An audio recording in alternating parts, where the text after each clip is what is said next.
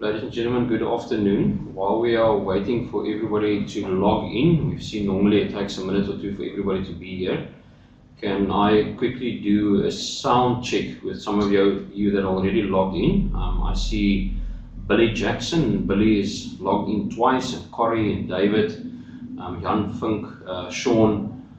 If you could just indicate for me by just typing, I see that Jan has started typing that the audio is coming through fine on your side. I would appreciate that.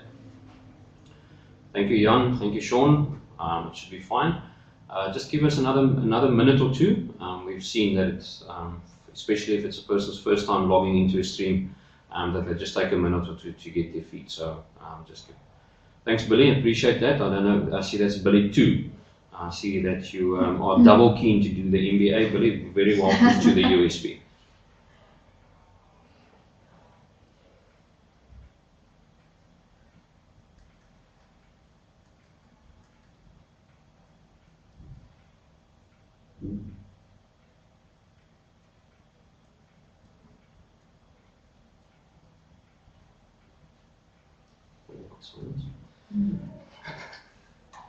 Next time we do the video. So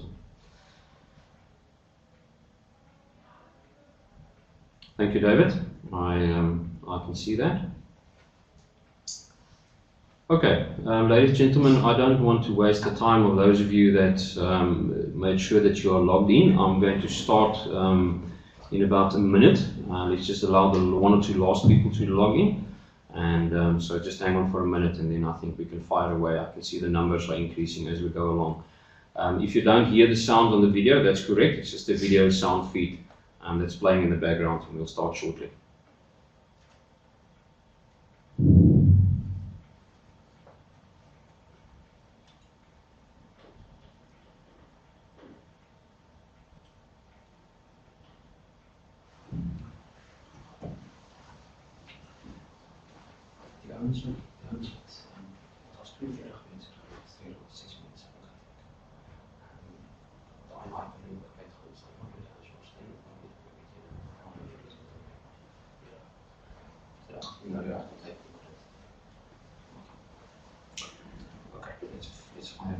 Josh, you can video from the kill. Okay, it's fine.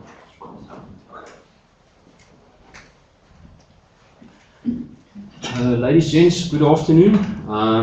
Thank you for joining us on our webinar. My name is Martin Butler. I'm the head of the MBA program, and I'm never sure when I stream whether it's left or right, so I'll just say to my left and to my right, I have Melvie Todd.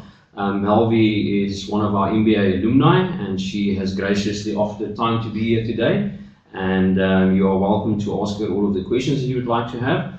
And then another MBA alumni, which has a double role this afternoon, is Professor Mani de Klerk. Mani is an alumni of the school, also completed an MBA. As you will see from the mound of hair on his head, it wasn't last year. And Mani also has a new role. He is taking up the leadership on the healthcare stream. And if there are any questions particular to the healthcare stream, we will deal with those questions this afternoon. The proceedings is that I'm going to take about 25 minutes to maximum 30 minutes to take you through some details of the USB. It's things that you typically ask, so we'd just like to tell you a little bit about the USB. Firstly, generically, then I'll talk about the MBA program. When I'm done sharing details about the MBA program, I will hand over to Melvie. So Melvie can then share a little bit in terms of her experience as a student. Throughout, you are welcome to ask questions. Most of you, Jan and Sean and Corey and Billy and David, most of you have typed questions in already. You are welcome to do the questions as we go along. I may sometimes ask you to just hang on a minute or two, but we can deal with the questions immediately. But I think especially when I hand over to Melvie, the idea is for Melvie to share her story, but to take any questions that you may have about the program. And then the same with Mani as well. He would like to share his story, why did the MBA, what the MBA meant for him at a personal level. And then if you have any questions in terms of our new healthcare program, he would be the person to speak to as well. Right, so that's our proceedings for this afternoon. I'm going to fire away and take you through the details. Firstly, the USB's vision and mission. I think it's an important starting point. Because it's a narrative that has slightly changed in the business school. It used to be that if you're a South African business school, or an African business school that you need to prove yourself on the global stage. Today we say we want to be a globally distinguished business school, and we want to be the business knowledge partner in Africa, and we are immensely proud to be an African business school because it means there's an area of differentiation for us.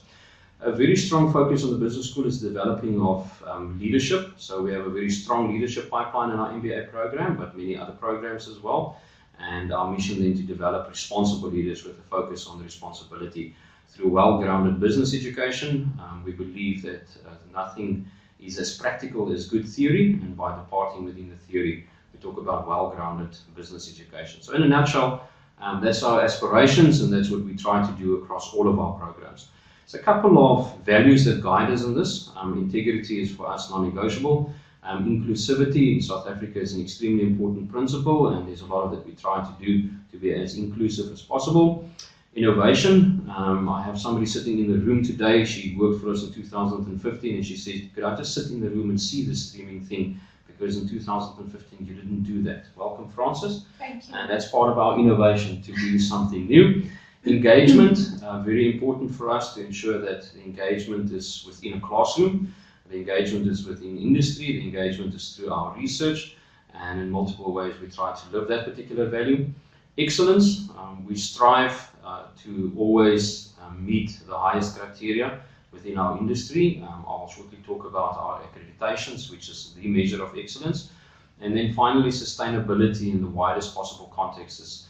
In sustainability, we're going way beyond CSI, but most certainly departing from within our role of the societies that we find ourselves, our natural environment, and we all know the importance of that today. So those are the values that we measure ourselves against, but also the values that we expect our students to align themselves with. And if you become a student at USB, these are important points of departure that we need to deal with. Now, we always start off a little bit about why the USB, and it could be a lengthy conversation.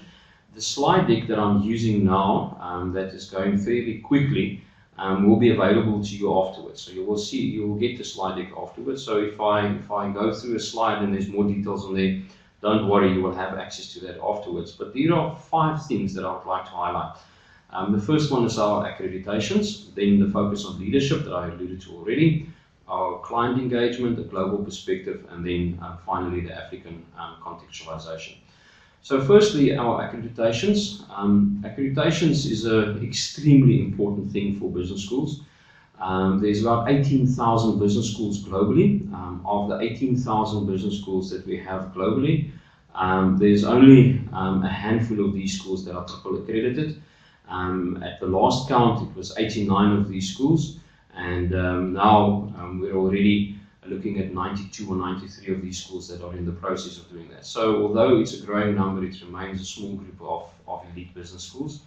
And for us, having the accreditations is the absolute measure of success. These accreditation bodies ask different questions from the USB, and for any business school in the world, when you aspire to Triple Crown accreditation, it means that you open yourself up to external visits. I think for those of you working in industry, an ISO certification is one of the ways to think about it. It's like an ISO certification for accreditation, although they look at different aspects thereof. And then there's a couple of global initiatives where the USB plays a prominent role, like PRME, Global Responsible Leadership, the Executive MBA Consortium, and these are all elite groupings within the business school community that share certain aspirational values or that have certain measures that need to be in place. And then finally, our link to Stellenbosch University. The business school is just over 50 years old, but the Stellenbosch University is next year 100 years old. And there are enough measures to measure universities in different ways, but if you measure the research output of universities in Africa divided by the full-time faculty equivalent, by that measure we are the top research university in Africa, and the business school is a significant contributor to the research that emerges from within Stellenbosch University. And I can certainly testify that when you travel globally and you say that you are from Stellenbosch University or you hold a degree from Stellenbosch University, that it's definitely a recognized institution on the global stage. So from a reputational perspective, I do think that you are making a good choice. And the business school is not located on our main campus. If you've not seen the main campus, that's a typical picture of our main campus. But the business school sits in Belleville Park. And of course, the business school also sits where you are sitting now, that we stream our classes and we engage with our students wherever they find themselves in the world. Now, there's a very strong focus on leadership development. It's something that you will hear when you move into the business school, and you will very quickly be exposed to that. It's the biggest module within the MBA program, and it's definitely something that the business school has become known for. Our slogan is that we go beyond training managers, we develop leaders. It's very much a personal development journey, and I think you will hear a lot from that from Moni and from Melby, with the emphasis on responsibility. We appreciate what is happening globally at the moment, and we might need to make good decisions as leaders, but we need to make decisions where we look at the benefit of all of the stakeholders that we find ourselves within, and to be responsible. And one of the things that we've changed on the MBA program, and that we've had significant positive feedback from our students, is that we use African case studies in leadership development. We have beautiful stories on the continent. I had the privilege to go to Morocco last year with Melby. Was it last year, Melby? Yeah, it was last year. It was last year. And it was awesome. It was beyond awesome. And I think there's so many lovely lessons that we learned from a country that neither of us has been to before. Yeah. And there are lovely lessons to learn across the continent, and we're very proud to include African case studies in our MBA program. Third element I want to highlight is client engagement. The USP does things slightly different. I think the market often tells us that we are slightly more personal. It's a warm environment. It's an environment where you don't find that cliche if you're just a number. It's also an environment where all of the faculty are extremely approachable. Professor Moni de Klerk, that's sitting next to me, said to me today, please, I'm Moni. And if the students speak to me, I'm Moni. And you will find that that's the space that you operate within the business school. It's not a cold clinical space where we hate advice. It's a warm and engaging space. In the classes, we most definitely welcome collaboration between the different students. We have very hard cut-off lines, significantly below the norm for business schools to ensure smaller classes. And we encourage the faculty to then engage both with the students and with the society as well. And in terms of the business community, we invite guest speakers coming into the classroom. Our full-time students we take out to go and do company visits as well. And we have a career offices on campus which is growing in their activity span to ensure that we engage with the business community. We have a very strong alumni association with a global reach. The alumni, we have different chapters in South Africa, but chapters all across the African continent, in Europe as well. And we frequently have free events for our alumni to get together and engage with each other. And then second last, ladies and gentlemen, is our global perspective. It's an important principle for us that we should be a global school. That's why our international accreditations is important for us. Our faculty lecture at top business schools all across the world. We host incoming faculty. With this year, for the first time, we have multiple incoming faculty from the African continent as well. We've got faculty coming in from Ghana, from Nigeria, from Egypt, from Strathmore in Kenya. So we host at the business school faculty from literally all across the world. Our student, the countries from which our students originate, the countries from which our students originate continues to grow. Currently, in our full-time class, we have a couple of students from African countries, but we also have students that visit for a 6-month exchange, and those students range from North America to France, Germany, Finland, Sweden, and I think the UK as well, if I remember correctly. So there's a fair amount of opportunity for our students to mingle with students across the continent and internationally. And then also exchange opportunities.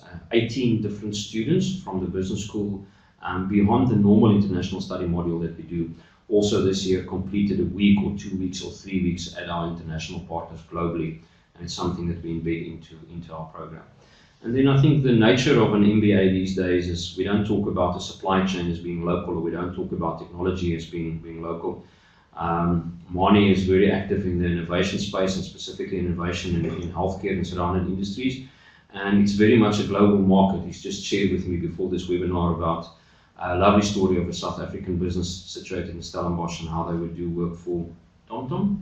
Is that correct? TomTom, Butler, Garmin, etc. All of the above. So when we deal with innovation, when we talk about these things, we talk about global content and global examples.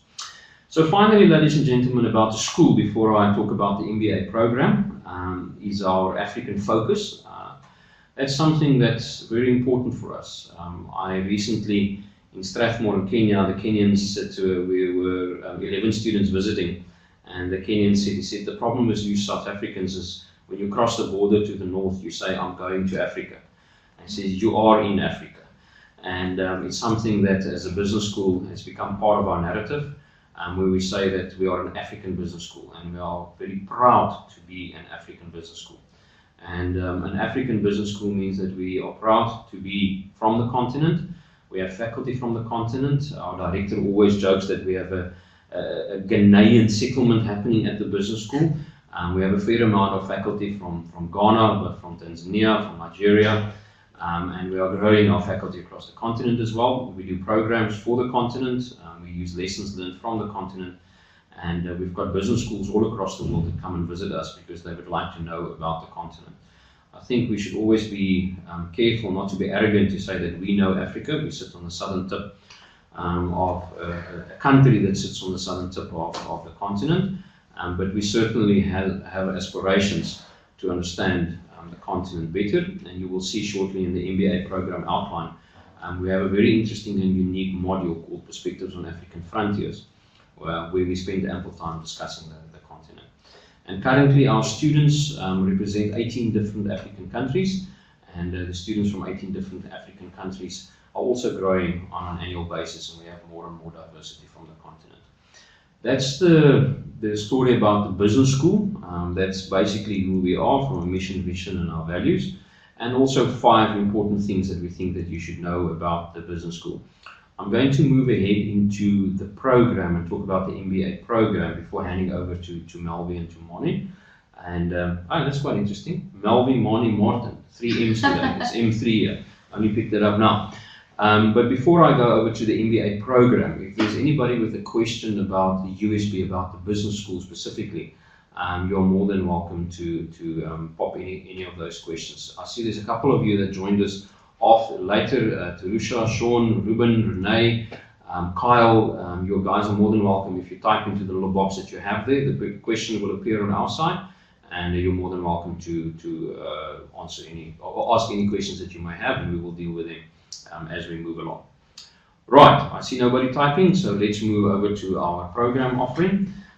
That's the portfolio of programs that we offer in the business school.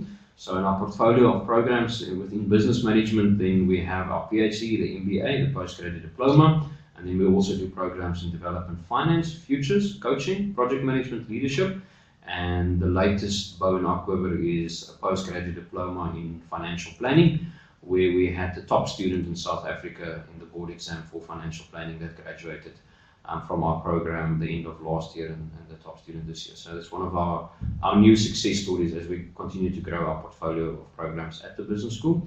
But you are here to hear today about the MBA program. And the MBA program is then a master's program that sits within our business management stream. And important is the postgraduate diploma that precedes that. Now, if you have an honors degree, in the rest of the world, people have no idea what that is. Only in Britain and former British colonies. So if you go to the United States or continental Europe or East or West or South and you say I have an honors degree, nobody would know what that is. The rest of the world call that a postgraduate diploma. It's exactly the same thing as an honors degree. And in the South African education system, over the last 5 years, we are gradually shifting towards postgraduate diploma. So many of the honors degrees that was awarded in South Africa over the last 25 or 30 years in future will be postgraduate diplomas, and there's a very particular reason for specialization versus broadly studying. So the regulatory environment in South Africa today require of students to have an NQF8 qualification, which is either a postgraduate diploma or an honors degree to be allowed to study a master's degree and an MBA degree and I'll elaborate a little bit on that now. So our MBA program, the first question that students are always asking is, what are the entrance requirements? How do I get into the MBA program? And I think you're more than welcome to ask Melvie later about the test and the essays. And can you still remember that, Melvie? Yeah. Can you still? Very vivid. Very vivid. Okay, so Melvie is the one to ask about the entrance. Moni, I'm not going to ask him to ask you about the entrance test. That was. We had to write one, and it was quite interesting to get back into maths and into Yes. economics. That was my recollection as well. Where I was, but it was good fun. It was good fun. And I don't know how, but I made it. You made it. Yeah, I think if I can make it, then most people who are looking can make it. Okay, fantastic. So there you have it. If Moni can do it, then you can do it as well. You need to have 4 degrees of formal study. So that would, for most students, mean either a 4-year degree, so an engineering degree, music, theology, that would give you an extra qualification of NQF8. Or if you did a 3-year degree, a typical BCom degree, you would need an honours year together with that. Of course, if you don't qualify for the MBA, then we direct the students towards our postgraduate diploma, and roughly about 30 to 35% of the students sitting in our classrooms today first did the postgraduate diploma at the USP before they went into the MBA program. Minimum of 3-year work experience is strictly enforced. It's part of our accreditation criteria. If you don't have 3 years of work experience, we will not admit you. That's non-negotiable, and we prefer that to be at the management level. But we quite often have specialists. I remember years ago admitting a theatre nurse. It was a lady, her husband had a master's degree in engineering, and she said she had no management experience because she was a nurse in a theatre. She had a nursing degree, and we admitted her, and she did better than her husband throughout the entire program, although he was sitting in a management position, because if you think that you don't have management experience when you run a theatre or you operate in a theatre, then I think you don't understand healthcare.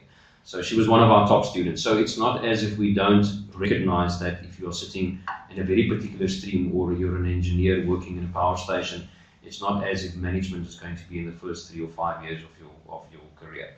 We ask for entrance essays. I'm not going to go into the detail. You can ask, but the information pack is really comprehensive. And then we ask for a selection test. Now, this is the second question that students normally ask. The global de facto standard for MBA entrance is the GMAT. And the GMAT test is enforced by a small amount of business schools in South Africa, and it's a global GMAT global standard, and it's a test that we use as well. We also take the SHL test, and the reason we do the SHL test is that there are interesting information that is embedded within the battery of SHL tests that we take that is actually used as part of your leadership development. So as part of your leadership development journey, there's a set of questions in there, personality questions. It talks about developmental areas. And when you have sessions, one-on-one sessions with faculty, it's information that we find that is very useful. We are often asked, why don't we enforce the GMAT test? Huge amount of effort and research done on that. And it's not as if we don't accept the GMAT. We do accept the GMAT test, but we've taken a decision not to enforce the GMAT because of the information that's embedded within the SHL, and then certain language biases that's embedded within the GMAT. If English is not your first language, like it's not for myself or Moni, and you don't speak the Queen's English to the highest level, then sometimes some of the GMAT questions can be challenging due to the level of the language used and not necessarily that which is being tested by that particular question. And then a comprehensive CV. It's important for us to see your CV. Yes, if you were the captain of the under 11B cricket team, that could be featured in your CV. But here we're looking specifically at your work and your academic experience. And we state there preferably school leaving mathematics. An MBA program remain quantitative. Do you remember statistics, Melvie? Yes. Do you remember it well, Melvie? No. So there's a quantitative part to an MBA program, and our students come from vastly different backgrounds. So we do look at school leaving mathematics, but once again, embedded within the SHL and the GMAT test, there are some quantitative indicators as well. So although we look at the school leaving maths, and although we would obviously look at if you had it at tertiary level as well, or at higher education level, embedded within our SHL test and GMAT test, there are indicators which we can use. Right, any questions on the entrance requirements?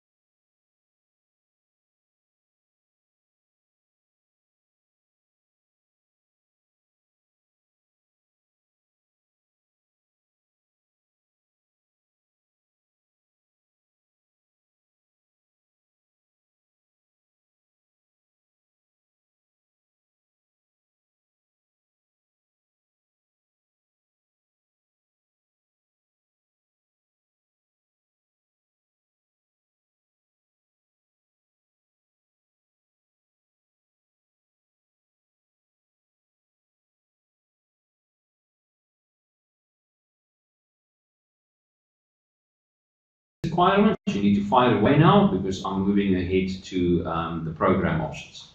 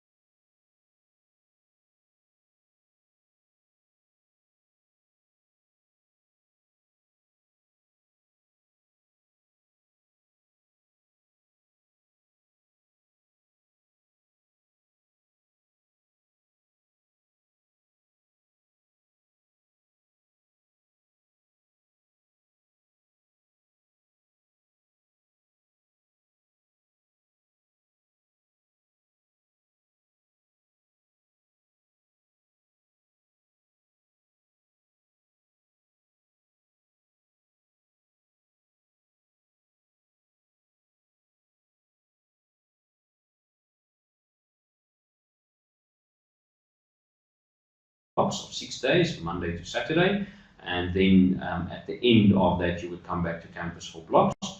And then our third mode for an elective block. And then our third mode of study is our blended program. Our blended students use the technology that you are using now. Of course, we have a little bit more interaction, but the idea is that we stream out live.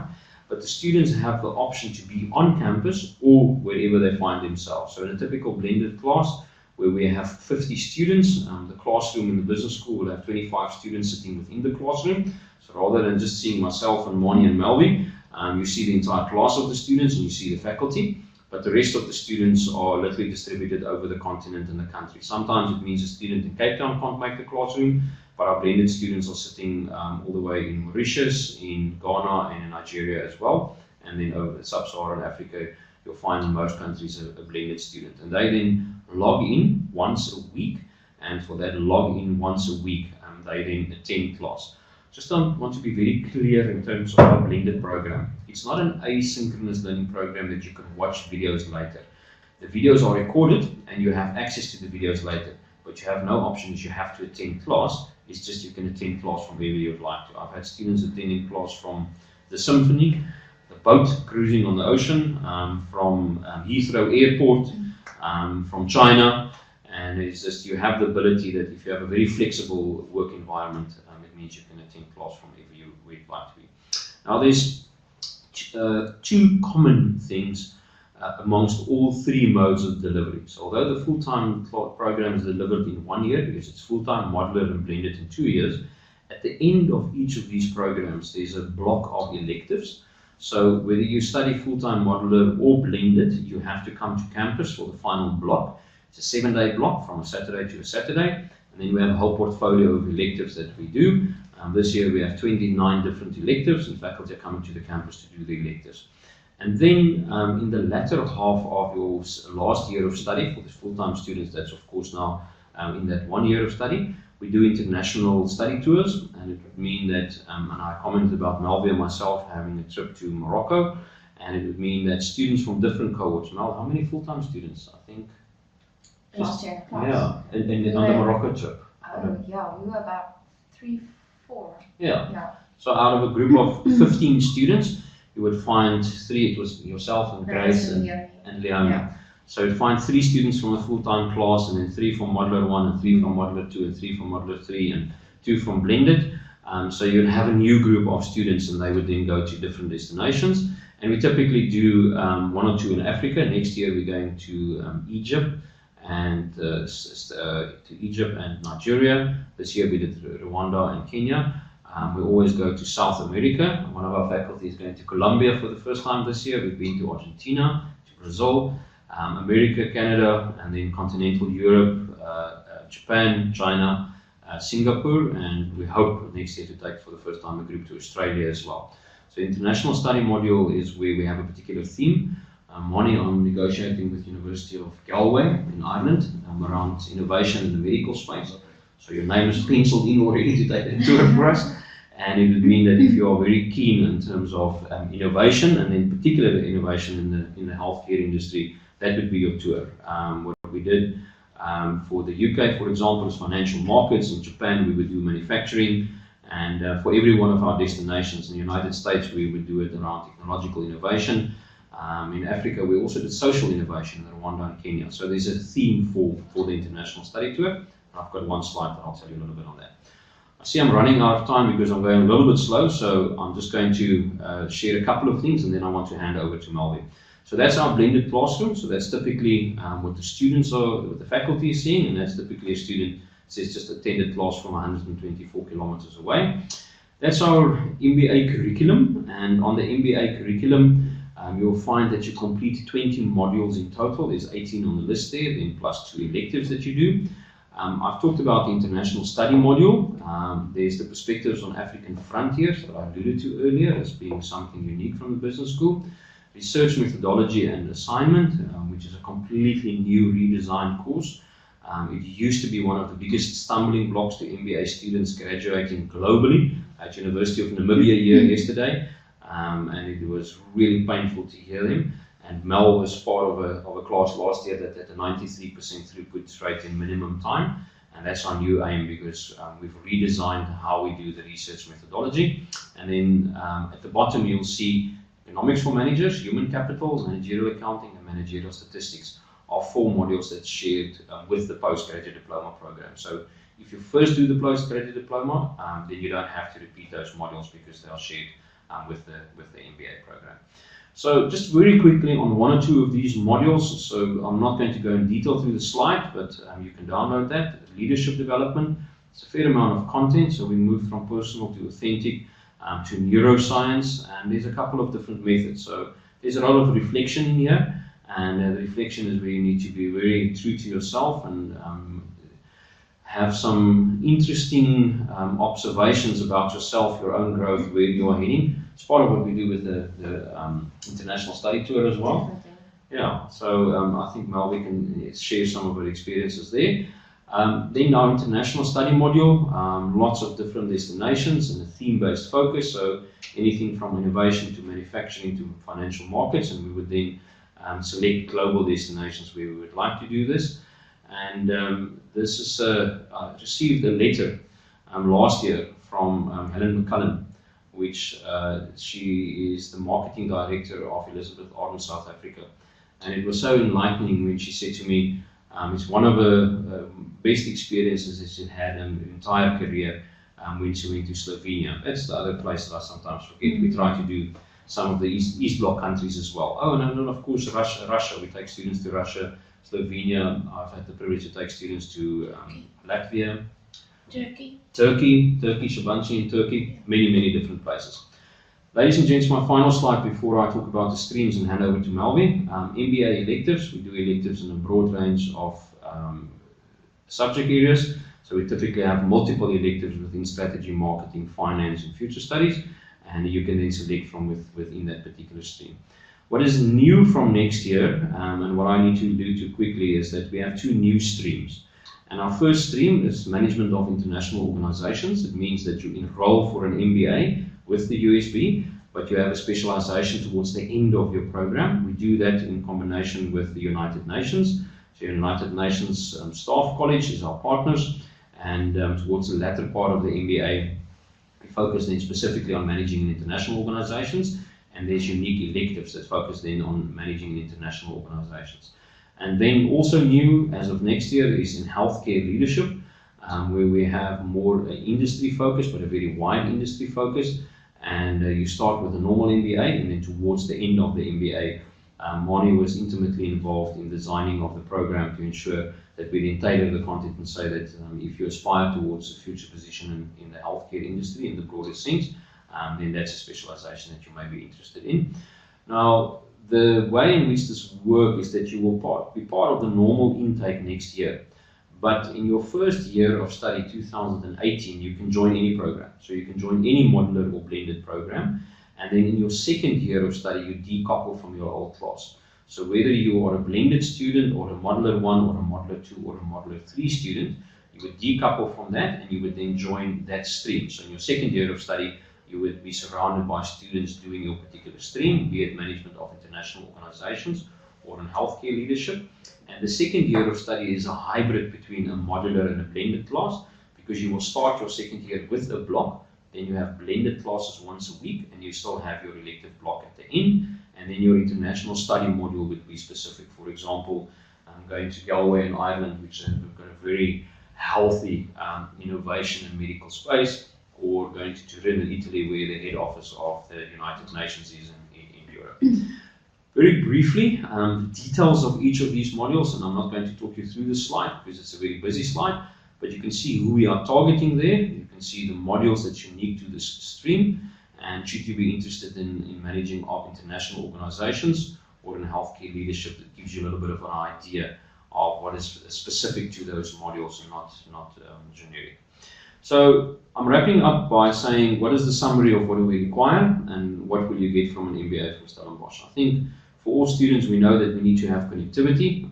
Modular students attend 9 blocks. You would spend about 12 to 18 hours a week over a 2-year period.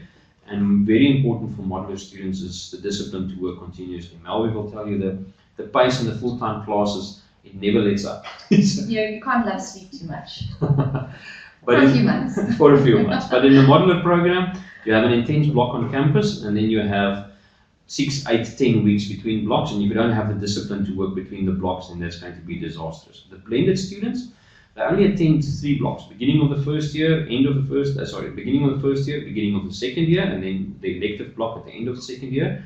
So there's a continuous, every week you have assignments, you attend class every week, so there's a lot more momentum in the blended classroom.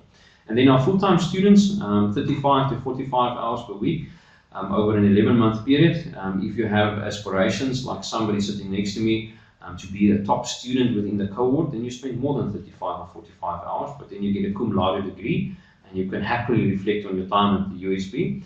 In essence, whether you do modular, blended, or full-time, you're going to spend 408 hours within a classroom, be it sometimes a stream classroom, and there's a certain amount of hours that you would roughly spend about 5 hours outside the classroom for every 1 hour that you spend in the classroom for the amount of work that's expected of you. What do you get for all of this?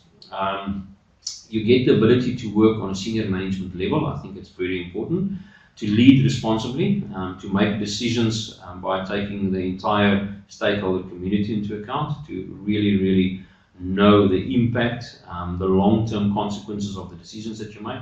The ability to think critically, not just to accept something at face value, but to ask really important questions, to scratch for information. I think, Moni, you earlier today used a term, if I can remember, something about data, and not if you don't have the right information, you don't make the right decisions.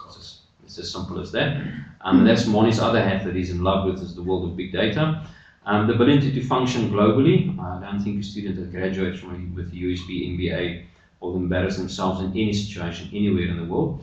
And then solving complex business problems. The business problems we have today are not financial problems or marketing problems or operational problems or sustainability problems. They are complex business problems. They have multiple facets on them. For every financial decision that we make, there's a whole ripple effect throughout the entire business. And I think that's an important thing that we deal with, is to say, yes, there's something like a cash flow analysis, but the cash flow analysis sits within the ambit of a bigger business model, and what is the impact on all of that. Right, so that was a lot longer than what I anticipated. It's my time to hand over to Melvie. And once Melvie has shared the story with you, you're more than welcome to ask any questions. You can ask throughout, and then I will hand over to Moni. Thank you, Melvie. Thanks, Martin. Good afternoon, everyone. So, as Martin mentioned, I was an MBA student last year. I actually was crazy enough to resign my job and do it full-time. The reasoning behind it was that I wanted to make a career change. My background is food science. I had a master's degree in food science, and I had just over 7 years in different R&D roles. And I basically came to the point where I realized I was changing industries in R&D, but the basic process was remaining the same, and I felt like it was time to hit a new level of learning. And working with a lot of marketing individuals in my different roles, I decided I was really keen on marketing, and had mentors at different stages in my career, and they said, well, rather than going back to do a 3-year, 4-year degree in marketing, go and do an MBA. It will give you an overview, not just of marketing, but of numerous different subjects, and you'll really get an idea if that's truly the direction you want to take, and there'll be lots of other benefits and exposure that you get. So I decided to take that advice. The reason that I did it full-time is I was also working at an organization. I was working on a global level across Europe, Middle East, and Africa. I think the blended course that started this year, right? Yes. So when I did my, you didn't have that option. I didn't have that option of choosing it. I might have taken that if it was option at the time, but for me, I was traveling on very short notice and not always to places where there was necessarily Wi-Fi access. So it was pretty much the decision to do it, to tick it off, and then to move on with my career. So for myself, it was a really fantastic experience. I learned a lot about myself. I think, in fact, that was the biggest thing that I took out of the MBA. It was really about discovering myself in more detail and what I am actually capable of, especially when you come to the midnight hours and all that sort of thing. As I mentioned, my objective was to change career direction, which I in fact did. I started at an organization in capacity of commercial manager, working on special projects as part of the MBA graduate program. And just last month, I was promoted to marketing manager for South Africa. So for me, that definitely, I would say within 6 to 9 months of doing my MBA, I achieved what I set out to do with doing my MBA. And it's definitely as a result of the MBA. For me, apart from just, I'm just thinking back to some of the comments you made during your presentation, definitely it is a personal experience here. I mean, when I walked in today, everyone that I greeted along the way remembers me and knows details about where my career has gone in the meantime. So that was really fantastic. I definitely wasn't just a number here. The leadership course made a huge impact on my life. I think the self-reflection and that you go through there really does take you to a new level, both on personal and professional life. And also, I think that whereas previously I might not have felt as comfortable in a leadership position, I feel comfortable filling that role now and being responsible for managing people and teams and that sort of thing. And I think a lot of it is based on the learnings that I gained during my MBA.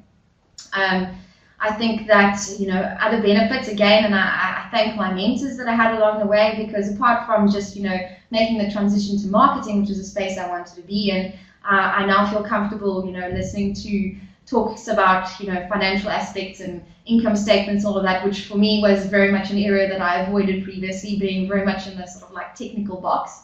So now I feel like I can have holistic conversations with, colleagues, as well as people from other industries and organizations, and on multiple levels. So I really think that the key learning, apart from the personal growth that you undergo, is really that you think about things on a more holistic and global level. And it's something that you can't unsee, and you can't go back. You can't go back to, and especially again in my previous life, I was very much a technical specialist. And now that you've seen let's call it the helicopter view, you can't go back from that. Whenever you're in meetings, talking to people, when you're discussing challenges within the business environment, I definitely find myself going that step higher and thinking about the more holistic challenge, more complex, problem as well as solutions that may be involved. And I think finally also the networking experience and exposure that you get, that's definitely something that also stays with you and benefits your career. In terms of why Stellenbosch, well, I did my undergraduate and my MSc degrees at Stellenbosch main campus. I had a fantastic experience. The same applies for the business school here. And I think that, the module itself, the exposure, the focus on quantitative subjects as well, or even though it might seem daunting to people like myself that didn't have accounting past really standard 6, you go through it step by step, and it's great learning, and it's something that you won't be sad about in future. I think the other thing that was really fantastic about the module, and Martin mentioned it, is the international exposure you get. And as I mentioned, I was part of the group of students that went to Morocco. It was a fantastic cultural leadership business experience. I made some contacts on that trip that I'm still in contact with now, and I'm just waiting for the opportunity to go back. So I can definitely recommend it. It's not a walk in the park. You do need to put in your pound of flesh. That's the reality. But what I can say is it's totally achievable. If you attend the classes, your work is half done, because at least you've heard everything once. It does take that little bit of review every day around what you've done, and also in terms of the module or let's call it the research topic. I think the sooner you start thinking about that, what you would like to do, engaging with faculty around possible topics, and start doing your background research, that will give you a head start. Sure. Don't leave it till the last minute. Because if you start working and start formulating your ideas and start thinking about it and do a little bit in the background as you're progressing through your MBA, you won't find yourself falling short of time towards the end. And if you do it in that way, it's entirely doable in a year, which is what I did. So I can only recommend it. And if there's any questions around the module or any specific experiences, I'm happy to answer those. I'm also happy to be a contact after the session if anyone wanted to ask me more questions. I'm entirely open to that as well. Thank you so much, Melvi. That's absolutely lovely. Ladies and gentlemen, you're more than welcome to ask Melvi any questions. We had a chat before the time as well, and she also said if you're thinking about the modes of doing it, and Melvi took a significant risk to put her entire career on hold, come to campus for a week. And here's a lovely success story, but of course that takes a fair amount of guts to be able to. Yeah, and I think one thing I can say there is possibly, when you're looking at your work experience and so on, how many years of work experience you have behind you, and also what you want to achieve with the MBA. I think those are key considerations in that regard. And obviously, what you were able to do financially. I was fortunate before that I was doing a lot of time out of country, working on projects in Nigeria, so my out-of-town allowance supplemented my MBA study fund.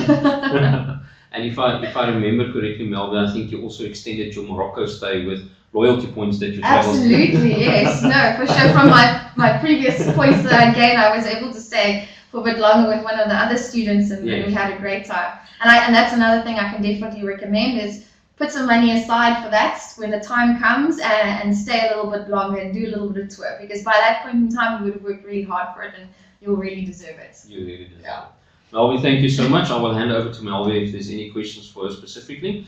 Morning. Yeah, it sounds to me that to do an MBA in 2016 is exactly the same as doing it about 20 years ago. The only difference is that I did it in the modular fashion. So at that stage I was running about 1/3 of an academic hospital. I realized that I didn't have the management acumen with my training to do the job properly. Went to my boss and said I wanted to do an MBA. They refused and said that you will have to pay for it yourself, and you'll have to do it in your time, in your spare time. What I then did is I literally did every assignment in my work, and I grew through that because they started to see the real value of what we did. And at the end of the theoretical part of the modular that we had then, I was offered 2 positions, one in head office and one as the 2IC of an academic hospital, which I never dreamt I would reach by then. So the MBA really did that. But that is just a small part of what it did. I agree that personal insight into who you are, what you are, is one of the big things that happen. You are suddenly in a place where people are competitive, open, sometimes exposed to severe stress, and when people interact with you in the way that people interact when they are in that situation. True. It also led to personal growth. I was in a group that started off as 9 students. We interacted every 2 weeks. We had to develop rules of interaction, but we had definite objectives that every person will grow through the interaction. We ended up with 7 people. forming half of the class that qualified in my year from our group, and we remained friends. So there was a lot of personal growth for me to learn more about how engineers think, how bank managers think, how people who develop IT systems think, how people who are real businessmen think, and how I should think about the world as something that is actually wider, larger, and much more interesting than the world that I'm used to. I also found it much easier to lead. I always thought of myself as sort of a leader, leadership positions. But I just found it so much easier to lead. And one of the proudest moments was yesterday, when one of my team members got an accolade in MMI Health as one of the 3 people who are going to go to Tuscany because she did a job well. And when I thought where we started last year with her, and where she was a person that didn't really believe so much in herself and asked for growth opportunities, and where I was able to give it, and where she came back to me today and said, thank you, thank you, thank you. And I said, well, you know what, you shouldn't thank me. There's a whole body of knowledge behind what I have learned that I could pass to you. So it's easier to lead. And then the other thing is obviously career opportunities. It broadens your spectrum of things that you can do. It broadens the spectrum of things that you can do well, whether they're quantitative, whether they're leadership, whether they're human relationships, whether they are systems, processes. You understand the world better, and you interact with the world in a totally different way. And you also see things that other people in your mother discipline don't see as important, as very important. So I think there was individual success. I think there was group success in our space, and I will never, when people ask me, will you do it again? Say yes. And then they ask me, so how much must I work? What must I do? The first thing that I want to say is that an MBA is not a difficult thing to do. It is not difficult in the sense that it is very complex, that the knowledge that you have to master is exceptionally difficult. Most of it is structuring your thoughts around things. There is some spaces where you have to work a bit more, especially if you were not exposed to statistics in the past. You have to work hard. Or if you didn't do accounting at school, or after that, you have to learn how to do that. But it is very, very doable. And when you eventually see what type of academic achievements you can reach with a bit of hard work, a bit of discipline, a bit of making sure that when you go to class you know what it's about, and when you come out of class what your areas and your gaps are, and writing the tests and doing the assignments and seeing every one of them as the next step in the right direction, then it is not that difficult. And when you look back, it is with a real positive way of thinking about what has happened. To me, it was a very positive experience. My interaction with the business school is positive. I must say that what has been said about personal, what has been said about quality, what has been said about standards are the things that always bring me back here. And I've been interacting with the business school for close to 10 years now, after having come back from another job. And we have built very strong relationships through my work, through my company, also to support people and to make it possible for people to work in their space. I'm going to leave it there. Might already have said too much, but I would just like to close with this. If you want to do an MBA, tackle it because you have a reason why you want to do it. If you do anything in terms of assignment, of thesis, or whatever you do something that you can apply when you go out, and make sure that you know that you want to use the MBA and that you don't want an MBA because you think it is an ego trip. An MBA is not an ego trip. An MBA is a tool. And it's a tool to improve yourself, to improve your career. Agreed. And it works. like to add something, Mel?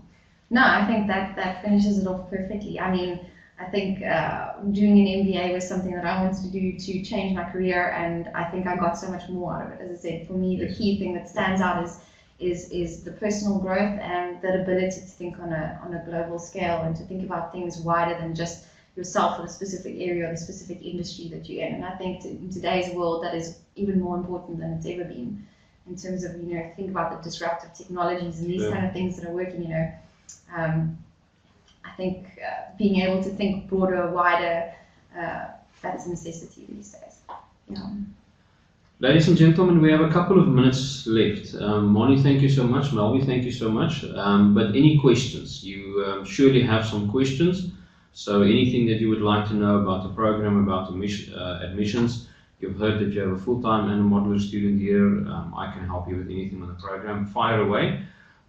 For those of you that are starting to log off now, you're more than welcome. I know our session is done in 2 or 3 minutes, but we will remain online for a couple of minutes until we've done with all of your questions. I see Kyle is typing something for us, so fire away Kyle, and then we will handle them. First question is David. I note your MBA is ranked #1 on the PMR Africa list. What are you doing differently to other business schools MBAs? It's a difficult one, David. I sometimes say tongue in the cheek that according to the Kazakhstan news, we are the #1 ranked MBA in the entire world between False Bay and Tigerberg. So there are multiple of these rankings and they look at different things. What is for us significant from PMR is a ranking based solely on human resource managers in South Africa. So when human resource managers in South Africa that employ MBA graduates are asked, where do you see the highest quality of MBA graduates emerging from?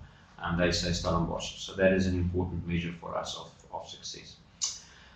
Kyle, hi there. Will you be able to send us a summary of what was covered in this session? I'd really appreciate that. Certainly, Kyle. Francis, if I'm correct, yes. Everybody that is logged into the session, in actual fact, registered for the session, you will definitely get that. And I will ask Francis. Francis' phone number can be distributed as well. She's the friendliest person in the business school. She is the face of engagement, and she will really, really help you. Corey is asking, is there study groups if you do blended learning? I'm going to ask Melby first to talk about study groups in a minute, and then I will talk about study groups in blended learning. Yeah, I think study groups is probably your first opportunity to refine your leadership skills. I think that from day one, I think that it's very important to establish ground rules in terms of how you want to act and also what you want to achieve as a group, because I think perhaps something that I had to go through a learning experience is I was very much focused on finishing my MBA cum laude, whereas I think for some people it was just about getting the degree and how many exact points past the 50% mark it went was sort of hours taken from potential social time. So I think when you're interacting in a group, the first point would really be about establishing the ground rules, what you want to achieve, and setting your goal as a group, and just understanding where everybody's at. Because don't assume that just because you want 75 that's everybody else's benchmark. I think again, it's very much about managing each other, understanding what communication styles work. But the sooner you set the ground rules, the better.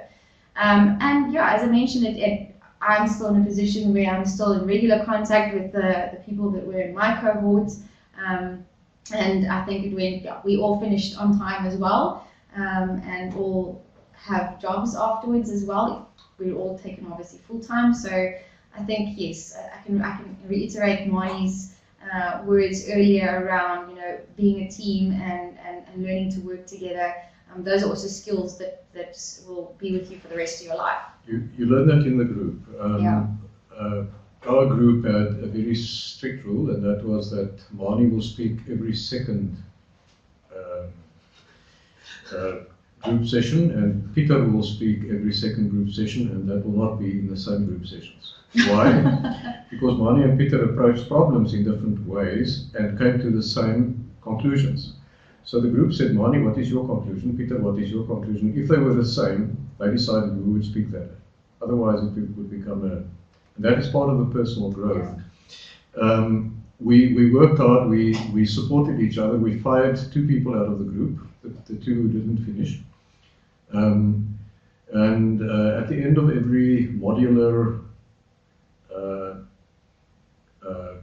time period, we got together, and it ended up with us singing from a very important South African book in front of the piano until the people stopped us, the neighbors stopped us. So a group is very important to help you. The group also identifies who can help whom. Make use of the group, see the group as your support structure, but also support the group with what you have. Thank you, Moni. Thank you, Melvie. Corey, yes, there is group work in the blended learning. What we do when we constitute the groups initially, we make it as diverse as possible. So we take our groups and we look specifically at your background. So if there's 5 medical doctors in the classroom, they will be in 5 different groups. 10 engineers always, we put them in 5 or 6 or 7 different groups. And same for accountants, whatever your background is. So 10 engineers should be in 20 different groups. Should be in 20 different groups, yes. It hurts as an engineer, but I have to say that you are correct. So Corey, yes, we definitely have group work, and one of the things that we do with the blended groups as well is we ensure that in every group there are students that are physically present in the classroom, and there are students that are not present in the classroom as well. So, and I see Jan. Jan, your name remained. When I saw that initially, I couldn't remember was the PG Dip student or a future study student. So, as a PG Dip student from 2015, as the structure of the global classroom changed at all, I think one of the biggest changes is the group work and how we do group work. There's not that much group work on the PG Dip. On the MBA, there's significant more group work and some new technology introduced in terms of the group work. So that was a very important learning for us. And then, Jan, so if I can just reiterate on my previous answer to your question, you do not have to sit for the SHL test again. As a successful PG Dip BMA student from 2015, you automatically get access to our MBA program plus the credits for the 4 subjects within a 5-year period. So your entrance into the MBA is significantly lower, and you can contact Frances directly. I will share her contact details, and then you can do that. Right, so that was Corey. Something that comes to my mind for Jan that's done the PG Dip already. I mean, obviously in terms of there's obviously subjects that you then get off. I mean, it would be good then to start spending that time on thinking about your research topic, for example, and use that time constructively. Yeah. And rather not just taking like free time off versus and then trying to catch up again later. I think that's a brilliant idea. I really think that's a good idea, Jan. And what we have also seen, what is interesting, that PG Dip students sometimes attend the classes, but they don't have to. So managerial accounting and economics, they literally go to the class, they sit in the class, they don't have to do the assessments or anything, as I say, but we now have an opportunity to do this. But I think Melvie is spot on. So if you don't take the time to sit in the class, it's a perfect opportunity to get a crack very early on your research. Yeah, and it might not be a bad idea in terms of a refresher, because especially when you come towards the end of the program and you do the strategy and all of that, then you really see how all the subjects pull together, and you do the assignments. Maybe said massive assignments. The small assignments. Yeah, the small assignments. So then, I mean, maybe having a refresher would also not be a bad idea. Yeah, absolutely. Ladies and gentlemen, any other questions? While I'm wrapping up, you are more than welcome to any other questions. Everybody that's registered for this webinar, you will get a follow-up email tomorrow. The follow-up email tomorrow will be the slide deck that you will have, and also Frances Meyer's contact details. So Frances is sitting with us here, and any questions that you may have, you are very welcome to contact Frances, and Frances will be able to help you with any other questions that you have. I don't see anybody typing at the moment. If you could just give an indication for me by raising your hand or starting to type, then I will know that. If not, I don't see anything at the moment. Estelle, I haven't had a question from you, so I'm very worried. Kyle, I've had Terusha, I haven't had a question from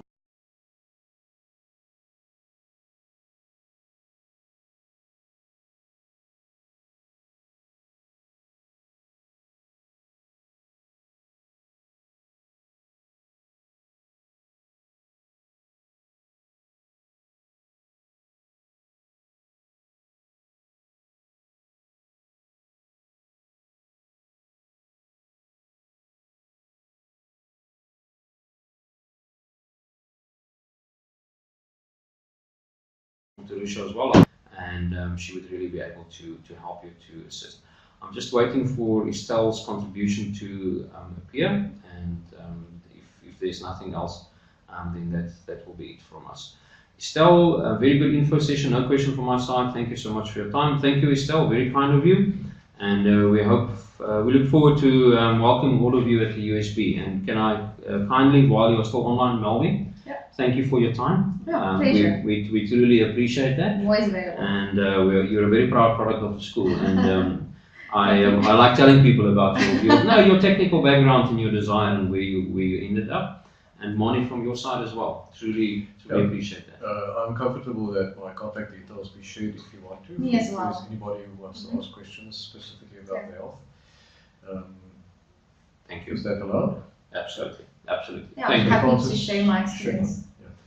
It will be great to interact. Thank you.